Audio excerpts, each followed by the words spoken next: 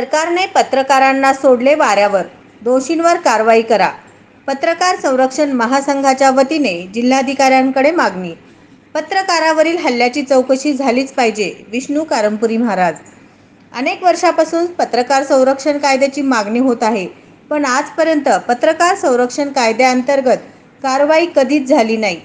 सरकारने मसुदा तयार केला आहे असे समजते, पण कायदा नाही, अंमलबजावणी नाही. रोज कुठे ना कुठेतरी पत्रकारांवर हल्ला, त्यांना मारहाण ही होतच असते, पण त्यांना न्याय मिळत नाही.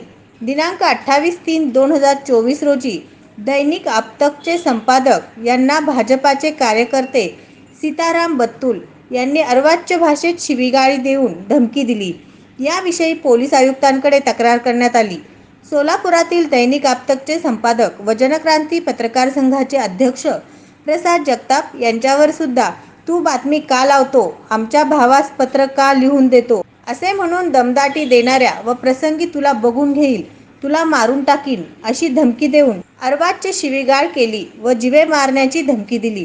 असे असताना वारंवार तक्रार करूनही कुठलीही कारवाई होत नाही. गेल्याच महिन्यात पत्रकार सुरक्षा समितीच्या वतीने निवेदन देण्यात आले होते, पण काही झाले नाही. तरी सदरील विषयी जिल्हाधिकाऱ्यांनी गांभीर्यपूर्वक लक्ष देऊन संबंधित भाजपाचे कार्यकर्ते सीताराम बत्तूल यांच्यावर योग्य व कडक कायदेशीर कार्यवाही करावी, असे निवेदन पत्रकार संरक्षण महासंघाच्या वतीने देण्यात आले.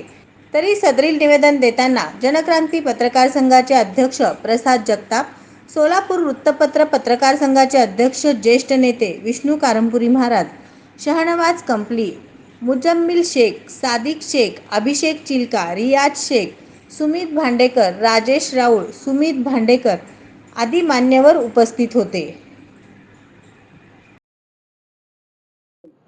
नमस्कार, मी विष्णू कारंपुरी महाराज, सोलापूर वृत्तपत्र पत्रकार संघाचा अध्यक्ष, त्याचबरोबर पत्रकार संरक्षण कृती महासंघ या संघाचा सल्लागार म्हणून या ठिकाणी आम्ही आमच्या या संघटनेचे, त्याचबरोबर जनक्रांती पत्रकार संघाचे प्रमुख प्रसाद जगताप यांना भारतीय जनता पक्षाचे कार्यकर्ता बत्तूल यांनी मारहाण केलेली आहे, मारहाण करतो म्हणून धमकी दिलेली आहे. आणि या बाबतीमध्ये तू जर हलक्यात घेतला तर तुम्हाला जीवन सोडणार नाही अशा प्रकारची धमकी दिलेली आहे. या बाबतीमध्ये या अगोदर देखील सोलापूर पत्रकार संरक्षण समितीच्या माध्यमातून यशवंत पवार यांनी त्यांच्या नेतृत्वाखाली सुद्धा निवेदन दिलं, पण अद्यापही त्या गोष्टीला 1 महिना होत आहे, कुठल्याही प्रकारच्या कारवाई होताना दिसून येत नाही. भारतीय जनताचा कार्यकर्ता असल्यामुळे असं होत आहे का? भारतीय जनता पक्ष आणि सरकार असल्यामुळे असं होत आहे का? अशा प्रकारचे विचार, अशा प्रकारची शंका आम्हाला या ठिकाणी पत्रकार संघाला होत आहे. एक तर पत्रकार एक दिवसेंदिवस पत्रकार वारंवार हल्ले होत आहेत, पत्रकाराला संरक्षण नाही, फक्त कायदा केला पण संरक्षण नाही. अशा परिस्थितीमध्ये पत्रकारांच्या बाबतीमध्ये सरकार अत्यंत गुन्हा दृष्टिकोनातून, एक प्रकारच्या विरोधका दृष्टिकोनातून, एक प्रकारच्या कपट बुद्धीने त्यांच्याकडे वागणूक दिलं जात आहे. आणि त्याचाच एक भाग म्हणून प्रसाद जगताप यांच्यावर अशा प्रकारचा हल्ला करण्याचा किंवा हल्ला करण्याचा धमकी देण्याचा भारतीय जनता पक्षाचा कार्यकर्ता सत्यनारायण सीताराम बत्तूल हा करतोय. त्याचा बंदोबस्त करा, अन्यथा लोकशाही मार्गाने, लोकशाहीच्या रूपात जो चौथा स्तंभ मानला जातो पत्रकार म्हणून, त्या चौथा स्तंभ आपल्यावर कधी उलटून पडणार नाही, कधी उलटून पडण्याची शंका तुम्हाला कधी सुद्धा माहिती होणार नाही. अशा परिस्थितीमध्ये म्हणून सरकार आठवण ठेवा, पत्रकार आहे म्हणून तुम्ही आहात आणि तुम्ही आहे म्हणून पत्रकारांना संरक्षण मिळणे गरजेचं आहे.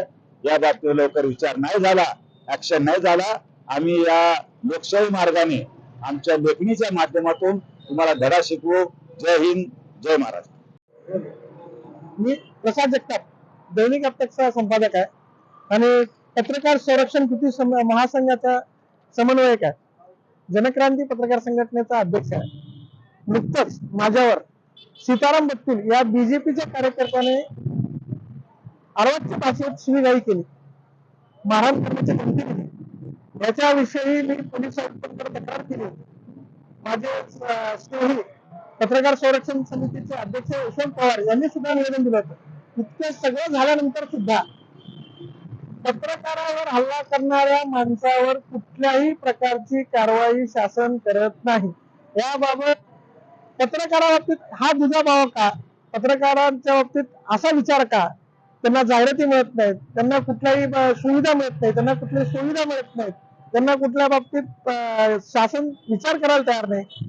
याबाबत पत्रकाराबाबत जो धोरण अवलंबते शासन, या बाबतीत मी निषेध करतो आणि संबंधित ठिकाण पत्र याच्यावर त्वरित कायदेशीर योग्य ती कारवाई व्हावी अशी माझी मागणी आहे. जय हिंद, जय महाराष्ट्र. SB न्यूज चॅनलला लाईक करा, शेअर करा, सबस्क्राईब करा.